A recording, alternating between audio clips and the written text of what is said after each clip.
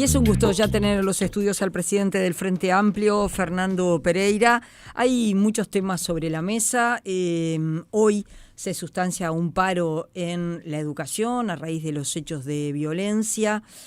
¿Cómo viste todos esos episodios? Estuvieron con el presidente, hubo una manifestación, 3 días de paro.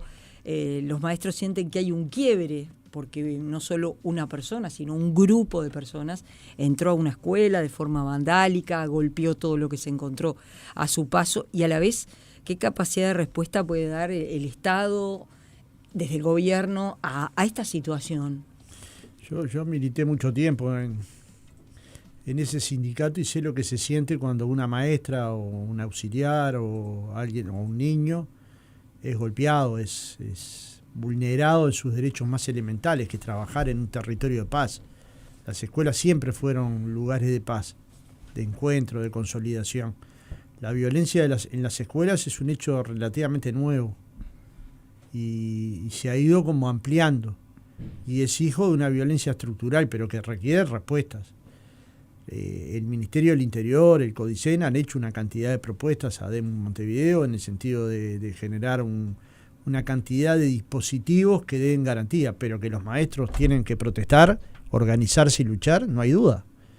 Digamos, no le puede pasar a la izquierda que organizarse y luchar sea un problema. Si hay un grupo importante de maestras y maestros que quieren generar la mayor cantidad de certezas, hay que generar la mayor cantidad de certezas. Pero y acá el gobierno, y bueno, siempre es una discusión si la medida es la medida adecuada. Pero, como es discutible, si un paro no cambió tu vida. Yo estoy convencido que una cantidad de paros que capaz que vos no estuviste de acuerdo en algún momento te cambiaron la vida. Salarialmente, por ejemplo. Cuando nosotros peleábamos por la reapertura de los consejos de salarios en el 2005, y hubo una cantidad de paros. Y capaz que la persona en ese momento no los vio adecuados hasta que le cambió su nivel salarial. O cuando hubo aguinaldo en el Uruguay, o salario vacacional, o licencia, o seguro de paro, o seguro de paro especial en la construcción y en la banca en el momento del desempleo. Y eso hubo un montón de medidas gremiales. O sea, las medidas gremiales no se pueden pensar que tienen un efecto inmediato. Las medidas gremiales a veces surgen efecto varios años después. Pero está claro que este es un tema de tal gravedad que todo el gobierno se puso a discutirlo. El CODICEN, el Ministerio del Interior, el Presidente de la República. Es decir, todos estamos preocupados por resolver este tema y entendiendo cuál es la razón del problema, que una banda de personas entraron a una escuela y golpearon maestros y niños, y eso es intolerable. En la sociedad uruguaya es intolerable y tiene que seguir siendo intolerable. Y a veces las medidas de paro tienden a que estos hechos se visualicen durante más tiempo y que la gente lo discuta en el comedor de su casa, en la feria, en el parque. Si esto sucede, probablemente la violencia dentro de las escuelas disminuya. Es decir, todo siempre es discutible, pero yo soy de los que cree que las herramientas utilizadas de buena manera generan mejores condiciones para la vida de la gente, ¿no? Y en especial, en este caso, para la vida de las maestras, de las auxiliares y de los niños, ¿no? Te cambio de tema. El caso Danza en ACE ha despertado mucha polémica, ¿no?, entre gobierno y oposición. La oposición anunció 2 interpelaciones. Una a la ministra Lustenberg. En cualquier momento me interpelan a mí. Ajá. Bueno, la otra es a Maía por este caso. ¿Qué reflexión te genera, además de esto que acabas de decir? La ira de Narciso es una obra de Sergio Blanco que identifica muy bien el momento de la oposición. Es decir, están con una rabia de no admitir que han perdido y que es otro el que gobierna el Uruguay y que toma otras decisiones, desde mi punto de vista mucho mejor tomadas, y generan esta ira. Si vos me dijeras, Danza no consultó a nadie, agarró el cargo, los compatibilizó con los privados porque sí, consultó el estudio del Piazzo, que es un estudio de referencia para casi todo, salvo para este tema. El Ministerio de Salud Pública hizo un informe. Es decir, hay certezas jurídicas de que podía hacerlo, o por lo menos hay claramente una biblioteca de que se puede hacer. Y luego se esperó el fallo de la JUTEP, y la JUTEP laudó. Y ahora la ministra de Salud Pública y Danza acordaron que él deje esos cargos privados para quitarle presión a ACE y a la gestión de ACE, que viene dando muchos resultados y tampoco sirve. O sea, había que hacer una interpelación y había que intentar golpear a la ministra Lustenberg y a Danza, tratándole de una manera grosera, ¿no? Hay límites que se han pasado en esta discusión, pero una cosa, el suave con las personas y duro con las ideas, no sé dónde diablo quedó, pero es decir, tienen que quitar esta gangrena del gobierno.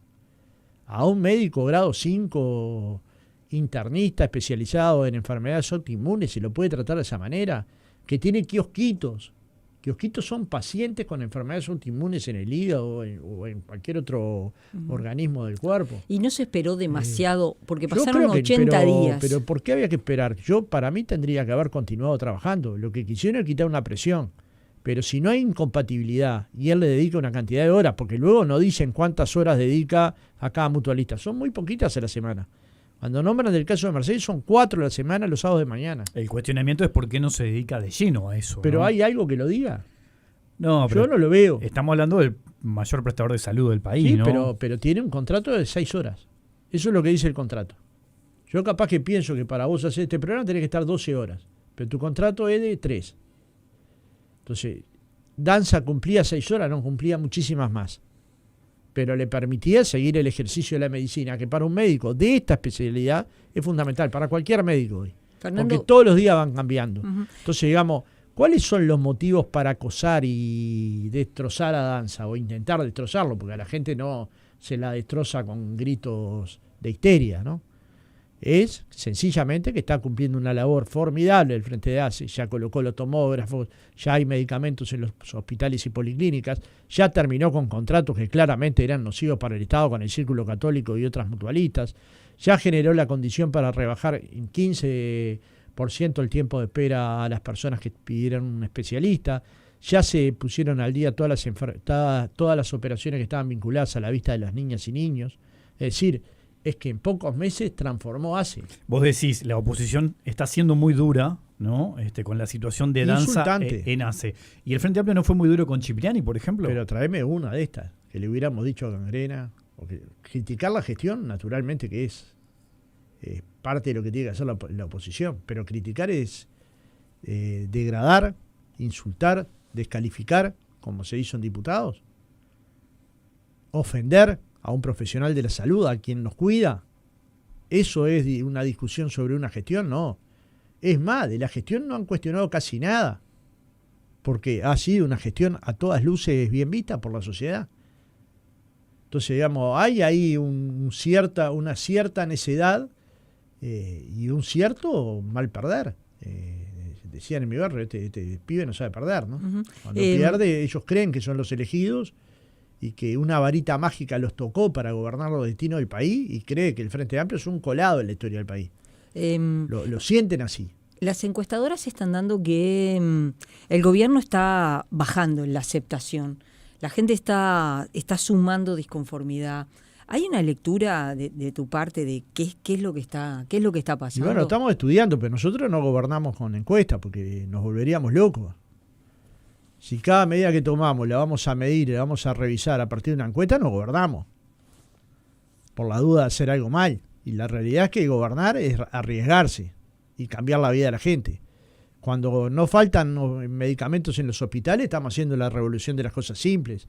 Cuando le dimos a los niños el bono crianza, estamos haciendo la revolución de las cosas simples. Cuando bajamos el tiempo de espera, estamos haciendo la revolución de las cosas simples. Cuando agarramos un país con un agujero fiscal de $1.000 millones, le faltaba a la caja del Estado $1.000 millones, no ajustamos sobre los sueldos de los trabajadores, de los jubilados, ajustamos sobre los ingresos.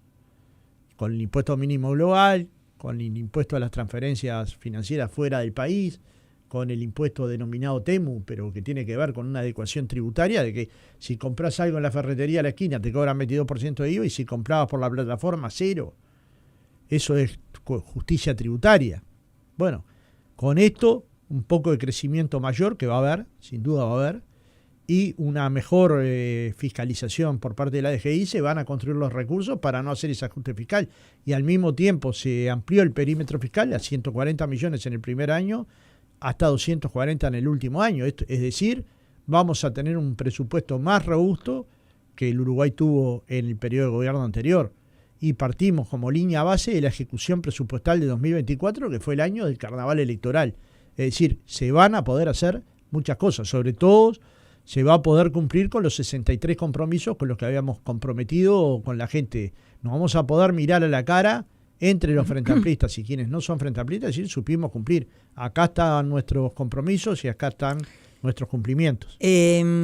Hoy el senador Martín Lema del Partido Nacional señalaba que el Frente Amplio todavía no reglamentó la ley sobre primera infancia, una ley que impulsó la actual ministra de Salud Pública, Cristina Lustenberg, y sin embargo el Frente Amplio todavía no la reglamentó. Ha dicho, el gobierno ha sido por demás desprolijo, ha dicho que iba a poner en el centro la infancia y todavía no se reglamentó la ley. Se está trabajando en eso y se va a reglamentar, y se colocaron el 40% de los recursos ampliatorios vinculados a la niñez, y fundamentalmente a la niñez en situación de pobreza. Es decir, Martín puede querer colocar este tema como un tema de diferencias internas, pero la realidad es que reglamentar una ley lleva su tiempo y que se están reglamentando muchas leyes al mismo tiempo. Pero esta se va a reglamentar porque esta es prioridad absoluta del Frente Amplio. O sea que puede quedarse tranquilo Martín. Uh-huh. Respecto a la situación de Cardama, ¿cómo se observa? Porque también la oposición del Partido Colorado, el Partido Nacional y el Partido Independiente cerró filas en torno a lo que fue... ¿Pero qué están defendiendo? Pues yo no me explico qué están defendiendo. Cardama el expresidente dice que el Frente Amplio se dedica a tirar abajo todo lo que hizo el anterior gobierno. El ministro, el expresidente, avaló, o el ministro o algún jerarca del ministerio, una garantía de un banco inexistente. O sea, donde decían que había un banco, había una inmobiliaria. Esa empresa había tenido un trabajador en el 2022. En el 2023 ninguno, en el 2024 ninguno. Cuando se le pidió, cuando tuvo que presentar la segunda garantía, presentó la misma, con la misma garantía falsa. ¿Qué es lo que están defendiendo? ¿O una empresa que a todas luces nos presentó una garantía trucha? Eso es turbio. Que expresen con claridad qué diablo están defendiendo. Ahora, lo que dice la oposición es que en realidad el hecho de rescindir el contrato le podría generar un gran dolor de cabeza al Uruguay y que podría dañar la imagen del país, porque desde afuera lo que pueden decir, bueno, este país no cumple con lo que firma. ¿Pero cómo no cumple? El contrato es un contrato que dice que tiene que tener una garantía. Por algo esperaron 11 meses. Si la garantía no tuviera ningún valor, no sirviera para nada, ¿para qué esperaron 11 meses? Hubieran dicho, vamos a hacerlo sin garantía. Por algo piden tener garantía. Y si la pedís y es inexistente, ¿no tenés que presentarte en la justicia?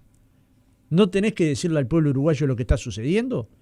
¿Hubo acaso en esa conferencia algún ataque a algún ministro anterior, al presidente anterior? No, se sintieron atacados, porque obviamente actuaron con irresponsabilidad. Porque aceptaron un documento que a todas luces era nulo. Y porque además termina siendo un asunto turbio. Porque no es que el estudio no haya dicho, el estudio de abogado, me refiero a Del Piazzo otra vez, no es que haya advertido sobre la desprolijidad de la empresa. Todos hemos leído en estos días chat donde anunciaba lo desprolijo que estaba haciendo. Y el Banco Central le recomendaba al gobierno uruguayo tomar 2 garantías, la del estudio jurídico y la de una aseguradora que le dijera si la garantía tenía validez o no. Que es la norma básica de la administración, protegerse contra daños posibles que pueda existir en un contrato. Luego el gobierno uruguayo ha actuado con cautela, se presentó en la justicia, no hizo ningún movimiento más de lo que tiene que hacer. Actuó como actuó un gobierno serio, pero no a espalda de nuestro pueblo ni cuidando una empresa. Los uruguayos del lado del Uruguay.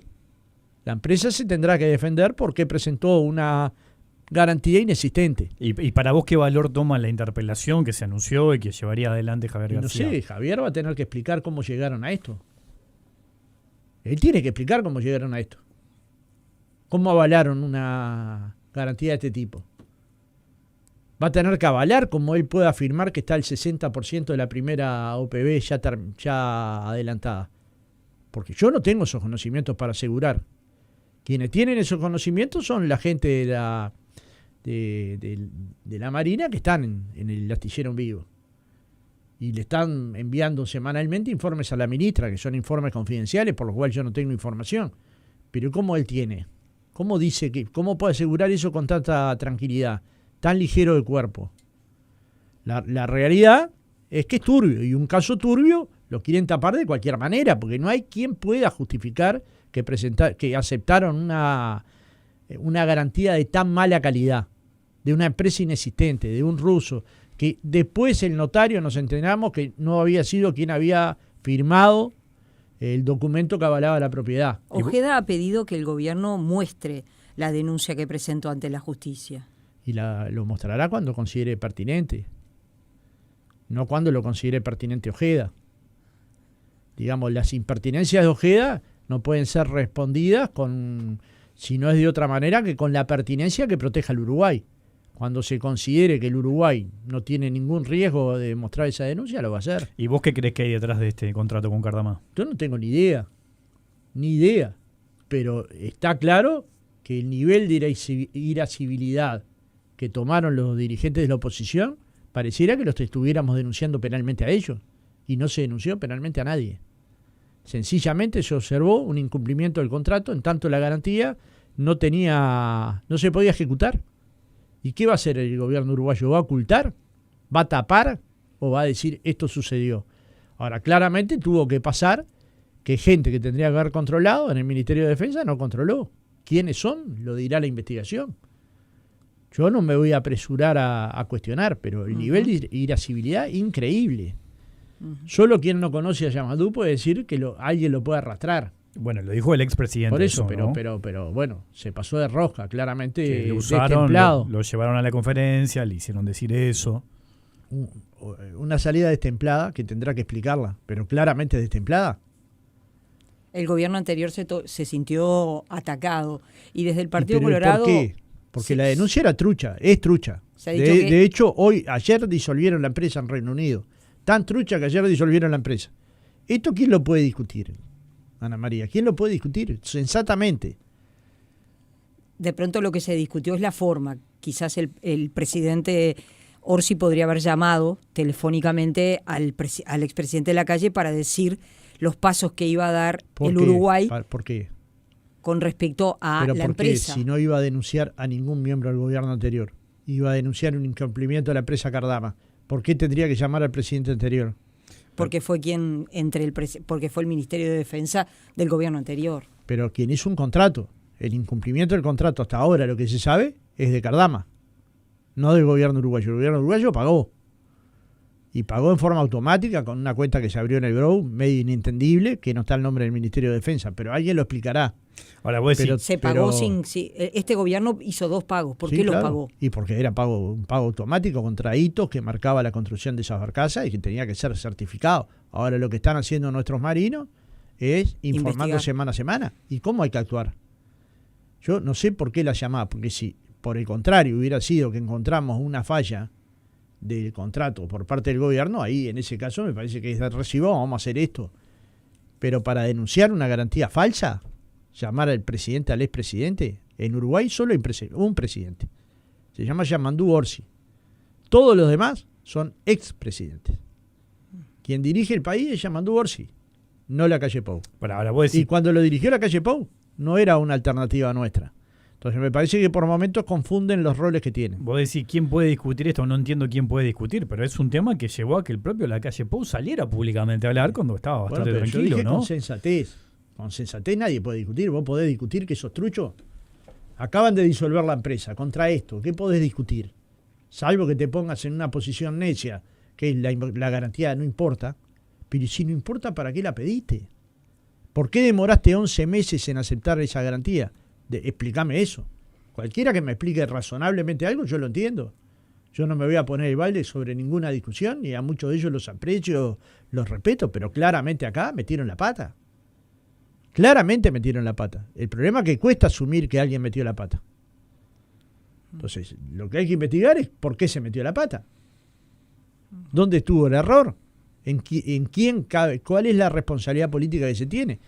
Pero lo otro es colocarnos espalda con espalda para ir a defender los intereses uruguayos contra una empresa que no cumplió. Estamos conversando con Fernando Pereira, presidente del Frente Amplio. Hacemos una pequeña pausa y ya seguimos. Y estamos conversando con el presidente del Frente Amplio, Fernando Pereira, y un tema que está sobre la mesa es que los sindicatos de la educación insisten con lo que había sido una promesa del 6+1 para la educación. ¿Cuánto se va a acercar el presupuesto al final del periodo a ese 6+1? ¿Se puede saber hoy? No, pero sí se puede saber que va a ser el presupuesto más grande de la educación. Probablemente la participación en el producto se mantenga, pero sobre un Producto Bruto Interno mucho más grande, o más grande. Pero no Como va a un llegar a 10% 5, más decís grande. vos. Bueno, va a estar cerca de 5, sí. Va a estar cerca de 5. Habrá que ver luego, pero no va a caer en relación al presupuesto de la calle como algunos afirman. Y en la medida que el perímetro fiscal se pueda ensanchar, la educación es prioritaria para el Frente Amplio. Y ya se colocaron partidas de reasignaciones para la universidad, para la descentralización. Pero pensemos que es un presupuesto que cuando lo agarró el Frente Amplio tenía menos de la mitad de lo que tiene ahora. Y durante el periodo pasado prácticamente no creció nada. Más bien en los primeros 3 años cayó. Y cayó producto de la baja del salario docente, de cerca de 5 puntos por mes. Uh-huh. De 5 puntos durante un año, durante 3 años. 45 jornales perdieron los trabajadores de la educación, las maestras, los profesores, los funcionarios. Este presupuesto es lo que garantiza que los maestros no van a perder, los profesores no van a perder, los auxiliares no van a perder, y vamos a tener políticas para ampliar lo que el Frente Amplio votó en su programa. Naturalmente que el objetivo del 6% sigue tan vivo como siempre, pero también naturalmente que encontramos 1.000 millones de dólares menos en la caja. Y esto yo creo que los trabajadores lo entienden. Y hay que encontrar mecanismos que generen mayores ingresos. Algunos ya los encontramos, como estos que hablé vinculados a lo impositivo, a la readecuación de la fiscalidad.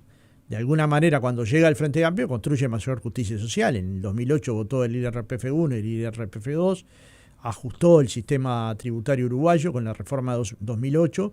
Eso, por un lado, hizo que quienes ganaban más pagaran más, pero también quienes tenían más pagaran más. Y ahora, con esta reeducación tributaria, igualmente, se logra recaudar cerca de 0.4 del producto, un poquito más de 0.4 puntos del producto, con reeducaciones tributarias, es decir, aumenta la recaudación del Estado y también con la eficiencia de la DGI. Y ahí se va a intentar nuevas ayudas a la educación. ¿Es difícil llegar a 6% en este periodo? Es muy difícil, pero es claro que no va a bajar el presupuesto va a aumentar en relación al anterior gobierno y no va a bajar en relación a la participación del producto, que es el 6%, es el 6% del Producto Bruto Nacional. O sea, vamos a tener un producto mayor, un presupuesto que mantenga la participación, con lo cual va a haber un presupuesto educativo mayor al anterior sin poder terminar de cumplir con este objetivo, ¿no? Después que se apruebe el presupuesto, tengo entendido que el PIT-CNT va a insistir sobre esa propuesta de gravar el 1% más rico. E incluso por lo que he hablado con algunos dirigentes del Frente Amplio, también tienen la intención de que la discusión sea más profunda. ¿Qué expectativa tenés con eso, por ejemplo? Es que ya se está trabajando. Ya hace 2 meses que se está trabajando en la unidad temática de economía. Lo está coordinando Ricardo Ehrlich. Se ha consultado a una cantidad de académicos especializados en el tema tributario. Se ha invitado a participar a otros que han tenido iniciativas de este tipo. Y se va a hacer la primera actividad en el mes de diciembre con la mesa política y las bancadas parlamentarias. De alguna manera tratando de descifrar cuáles son los nudos, las posibilidades y los problemas que surgen con cualquier cambio tributario. Pero ya se empezó. Y en el mes de abril del año próximo ya sí se va a hacer una actividad más masiva sobre la presentación de un documento que plantee posibilidades. Si va a ser posible ejecutarlo en este periodo o no, eso no lo sabemos. Pero sí hay que quitar la lógica de vetar que los que tienen más paguen más. Porque finalmente es doloroso que alguien sea multimillonario en Uruguay y un niño no acceda a un vaso de leche. Y eso lo deberían pensar los propios ricos, digamos. Los ricos, en vez de cuidar todo ese patrimonio, pueden poner una parte de su patrimonio actual para efectivamente generar efectos positivos. ¿Y por qué la clase media y quienes no vamos a tocar van a estar en contra? ¿Por qué los trabajadores o los profesionales o los académicos o los intelectuales van a estar en contra de generar un cambio tributario que genere beneficios al país, como por ejemplo eliminar la pobreza infantil? Es verdad que no puede estar ubicado sobre cualquier elemento. O sea, no puede ir a rentas generales. Tenemos que tener un acuerdo de que los recursos que se generen por esta u otra adecuación tributaria vayan a resolver un problema grave que tiene el Uruguay, que es que 3 de cada 10 niños tienen problemas multidimensionales de pobreza. Bueno, no siempre económicos, económicos es un poco más cercano al 17 o al 18, pero cuando mirás lo multidimensional llega a 32%. Y acá tiene que haber acuerdos políticos amplios, que ojalá superen incluso el Frente Amplio, ¿no? Porque el que tiene que poder contribuir. ¿Por qué no va a contribuir? Pero el ministro Done, por ejemplo, no está de acuerdo con esa propuesta, ¿no? ¿Cuánto condiciona eso? Bueno, capaz que en este gobierno no se puede aplicar, pero el Frente Amplio no termina con este gobierno. Y puede dar pasos ulteriores. Y el Frente Amplio tiene que estar preparado para pasos ulteriores. De repente hubo compromisos electorales que el gobierno quiere cumplir y puede ser lógico. Pero eso no inhabilita a una discusión que para cualquier hombre de izquierda es justa, que es cómo se genera justicia social. Pues finalmente el proyecto de país productivo con distribución, con justicia tributaria y profundización democrática es un proyecto que nunca se agota, que requiere de análisis, que requiere de estudio, que requiere de intercambio con la academia, con la intelectualidad, que requiere de construir consensos sociales, que yo pienso que en un tema tan delicado como la pobreza infantil, un acuerdo social tan amplio puede llegar a darse. Y probablemente muchos de los empresarios, con algunos he hablado, están dispuestos a poner para tratar el tema de la pobreza infantil. Muchos están dispuestos a poner. El tema es encontrar el formato y que ninguna de las medidas que tomemos afecten ni el empleo ni ninguna otra circunstancia uruguaya, que es importante, porque también hay que medir cada decisión, hay que medir cuáles pueden ser los rebotes. Bueno, pero cualquiera de nosotros debería estar de acuerdo de que el que tiene mucho ponga algo, el 1% más rico, esto que se nombra, o cualquier otra formulación, para que los niños salgan de la pobreza. No con cualquier objetivo, con un objetivo claro, que es que nuestras niñas y niños salgan de la pobreza. Fernando, desde el PIT-CNT se ha dicho que lo que establecen las pautas de los consejos de salarios es insuficiente. Es decir, yo he escuchado dirigentes que dicen, bueno, venimos de 5 años de rebaja salarial. Y ahora este escenario que tenemos planteado es el escenario de empate, es decir, empatar la inflación, pero no va a haber aumento salarial, va a haber empate. ¿Cómo se está planteando? ¿Cómo se está mirando desde la fuerza política? Siempre las pautas son indicadores, ¿no?, de por dónde va a ir la negociación colectiva. Muchos van a ir por la pauta y otros van a ir por encima de la pauta, como ha pasado a lo largo de la historia. Lo que esta pauta garantiza es que los 25.000 pesitas van a dejar de existir, porque hay aumentos diferenciales importantes para los 25.000 pesistas que probablemente al final del periodo los lleven a ser 30.000 pesitas. Y esto es un cambio importante para cualquier trabajador. No es lo mismo ganar 25 que ganar 30. No es lo mismo. Y luego habrá que seguir mejorando los salarios mínimos. Ahora, con ese salario de 30.000, Uruguay se va a ubicar como el país con salario mínimo por categoría más grande de América Latina. Eso es medirnos con la región.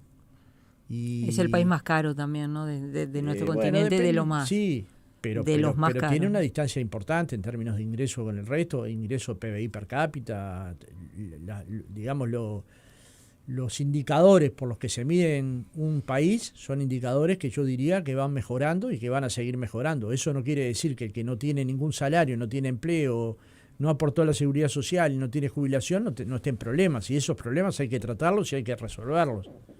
Pero quiere decir que vamos en la dirección correcta. La pauta siempre es discutible. Yo no conozco ninguna pauta que un movimiento sindical haya saludado. Pero finalmente hay una negociación bipartita que puede ir muy por encima de la pauta. De hecho, en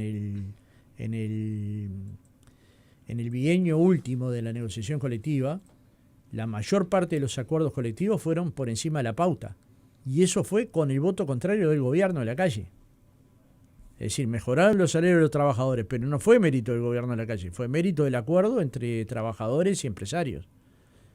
¿Me explico? Y eso significó casi media década perdida salarialmente para la mayoría de los trabajadores. Yo te diría una media década con mucha pérdida en los primeros 3 años y con recuperación en los últimos 2. El resultado es de pérdida. Y va a haber un periodo donde no solo no va a haber pérdidas, sino probablemente los convenios también tiendan a crecer. Ya de hecho este año el salario va a crecer por encima de 1 punto. Pero es un tema que hay que darle seguimiento, porque los trabajadores tienen que mejorar su ingreso. Y en la medida que crece la economía, los trabajadores tienen que mejorar su calidad de vida. Fernando Pereira, presidente del Frente Amplio, gracias por tu participación esta tarde en Palabras Cruzadas. Un placer y saludo a toda la audiencia.